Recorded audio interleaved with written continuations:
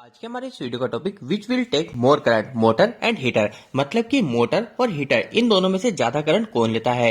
दोस्तों इस वीडियो के अंदर हम इस सवाल के जवाब को तो जानेंगे ही और साथ ही साथ हम यह भी जानेंगे कि आखिर इन दोनों में से जो उपकरण ज्यादा करंट लेता है वह किस वजह से लेता है। इसके पहले अगर मैं आपको इस क्वेश्चन को और भी अच्छे से समझाऊं कि आपसे यह क्वेश्चन किस तरीके से इंटरव्यू में पूछा जा सकता है, तो वो आपसे यह पूछ सकते हैं कि हमारे पास में एक 1 किलोवाट का हीटर है और सेकंड केस में हमारे पास में एक 1 किलोवाट की मोटर है। अब यह जो दोनों ही हमारे उपकरण है, इन दोनों की रेटिंग बिल्कुल एक है, एक एक किलोवाट। तो इतना बता के हमसे क्वेश्चन यह पूछा जाएगा कि आखिर इन दोनों की जो करंट की वैल्यू है वो पूरी तरीके से सेम रहेगी या फिर अलग अलग रहेगी। तो अब इसका सही जवाब क्या है वही हम जान लेते हैं। तो दोस्तों सबसे पहले 1 मिनट के अंदर हम इन दोनों ही उपकरण के करंट की वैल्यू को पता करते हैं। तो करंट की वैल्यू पता करना काफी ज्यादा सिंपल है। हमें ऊपर क्या करना है, हमें ऊपर हमारे वॉट लिखना है और उस वॉट के नीचे हमें डिवाइड कर देना है वोल्टेज इंटू पावर फैक्टर। दोस्तों इस फॉर्मूले के अंदर आपको एक बात का जरूर से ध्यान रखना है, यह जो मैं फॉर्मूला बता रहा हूँ यह करंट का फॉर्मूला अभी हम सिंगल फेज के एग्जांपल के लिए ले रहे हैं। अगर हमें कहीं पे 3 फेज उपकरण का करंट निकालना है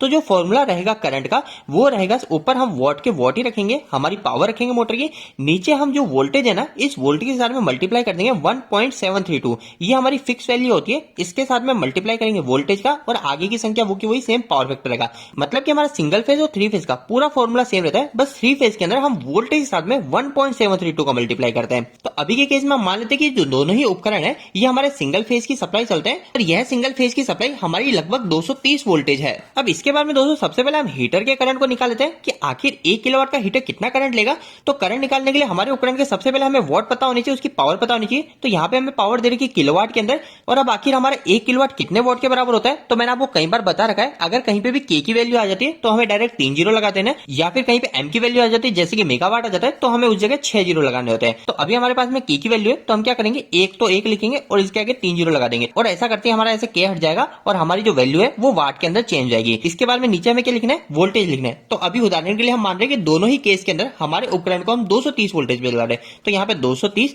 और इसके साथ में नेक्स्ट अगली चीज आती है जो कि पावर फैक्टर। दोस्तों ये पावर फैक्टर काफी ज्यादा इंपॉर्टेंट है। कभी भी हम एसी सिस्टम की बात करते हैं तो एसी सिस्टम के अंदर हम कोई भी कैलकुलेशन करते हैं तो हमेशा पावर फैक्टर के साथ ही की जाती है। आपको इस बात का जरूर से ध्यान रखना है। अगर हम किसी डीसी उपकरण के करंट को निकाल रहे हैं तो उस समय हम पावर फैक्टर को नहीं मेंशन करते, लेकिन एसी के अंदर मेंशन करना काफी ज्यादा जरूरी है। अभी वह जरूरी क्यों है वो आपको इस मोटर की कैलकुलेशन के बाद में आसानी से क्लियर भी हो जाएगा। तो अभी के लिए हमको हीटर का पावर फैक्टर क्या रखना है। वैसे इंटरव्यू के क्वेश्चन में भी आपको बताया जाएगा कि हमारा जो हीटर है वो हीटर एक रेजिस्टिव लोड है तो इसका पावर फैक्टर जो है वो 1 है, और हमारी जो मोटर है वो मोटर एक इंडक्टिव लोड है तो इसका पावर फैक्टर हमारा 0.8 है।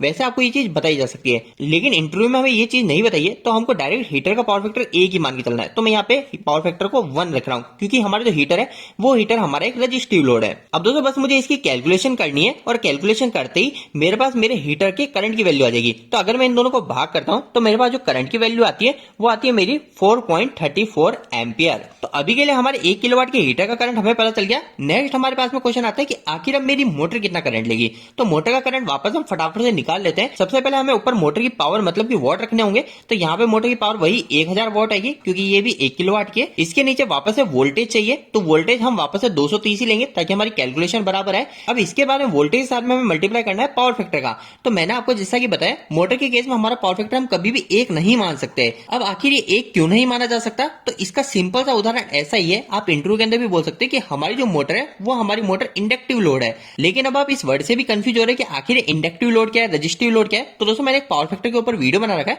उससे आपको पूरा क्लियर हो जाएगा। लेकिन मैं आपको इसी वीडियो के अंदर सिर्फ 1 सेकंड के अंदर बताऊं कि आखिरकार ये इंडक्टिव लोड क्या है जिसकी वजह से हम अभी मोटर का पावर फैक्टर 0.8 रख रहे हैं। तो अगर आपसे कभी इंटरव्यू में यह भी क्वेश्चन पूछा जाए तो आपको सबसे पहले तो इंडक्टिव लोड बोलना है। अगर आपको यह क्लियर नहीं हो रहा है या फिर आपसे ऐसा पूछा जाए कि इंडक्टिव लोड क्या है तो दोस्तों उस समय आप बोल सकते हो जब भी हम हमारे डिवाइस में मैग्नेटाइजिंग करंट उपयोग लेते हैं तो उस समय हमारा पावर फैक्टर डाउन हो जाता है और वही हमारा इंडक्टिव लोड कहलाता है। अब आखिर ये मैग्नेटाइजिंग करंट क्या है, तो दोस्तों अब अगर हम इस वर्ड को भी सिंपल शब्दों में समझे तो सिंपल सी बात यह है कि हमारा एक ऐसा उपकरण जैसे कि हमारा उदाहरण के लिए मान लीजिए मोटर, जिसके अंदर हम इलेक्ट्रिसिटी को भेज के हमारे करंट को भेज के मैग्नेट को उत्पन्न कर रहे हैं, मतलब कि चुंबक को उत्पन्न कर रहे हैं और उस मैग्नेट के द्वारा हम हमारे उपकरण को चला पा रहे हैं। तो वहां पे जो कंडीशन कहलाती है वो कहलाती है हमारी मैग्नेटाइजिंग करंट। अब दोस्तों जब भी हम इस मैग्नेटाइजिंग करंट को उपयोग में लेते हैं उसके कारण हमारे सिस्टम का कुछ मात्रा में पावर फैक्टर डाउन हो जाता है। वैसे पावर फैक्टर के ऊपर आपको एक डिटेल वीडियो देख लेना चाहिए, वो आपको आपको इसी वीडियो के एंड स्क्रीन में मिल जाएगा। अभी के लिए हम वापस हमारे टॉपिक के ऊपर आते हैं और यहाँ पर अभी हमें नेक्स्ट क्या करना है, यहाँ पे हमें पावर फैक्टर की वैल्यू लिखनी है।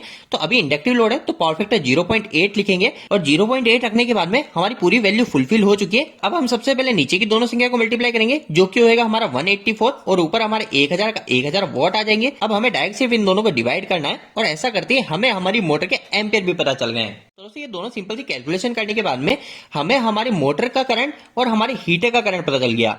और इस एग्जांपल में हमें साफ साफ भी दिख रहा है कि हमारी जो मोटर है वो मोटर हमारी ज्यादा करंट ले रही है। हीटर का करंट 4.34 है जबकि मोटर का करंट 5.43 एम्पियर है। और दोस्तों यहाँ पर मैंने अभी सिर्फ सिंगल फेज का ही एग्जाम्पल लिया है। अगर आप 3 फेज का भी एग्जाम्पल लोगे तो भी आपका जो आंसर रहेगा वो पूरी तरीके से सेम रहेगा। 3 फेज के अंदर भी हमारी जो मोटर रहेगी उसका हमारा जो करंट रहेगा वो हमेशा ज्यादा ही रहेगा। और अगर आपसे इंटरव्यू के अंदर पूछा भी जाए कि आखिर मोटर का ही करंट ज्यादा क्यों है, तो आप बोल सकते हो कि मोटर एक इंडक्टिव लोड है। इंडक्टिव लोड जब भी हम हमारे सिस्टम में चलाते हैं तो उस समय हमारा कुछ मात्रा में पावर फैक्टर का ड्रॉप होता है, जबकि हीटर जो है वो हीटर एक रेजिस्टिव लोड है जिसको चलाने पर हमारे सिस्टम का पावर फैक्टर जो है वो पावर फैक्टर ड्रॉप नहीं होता है।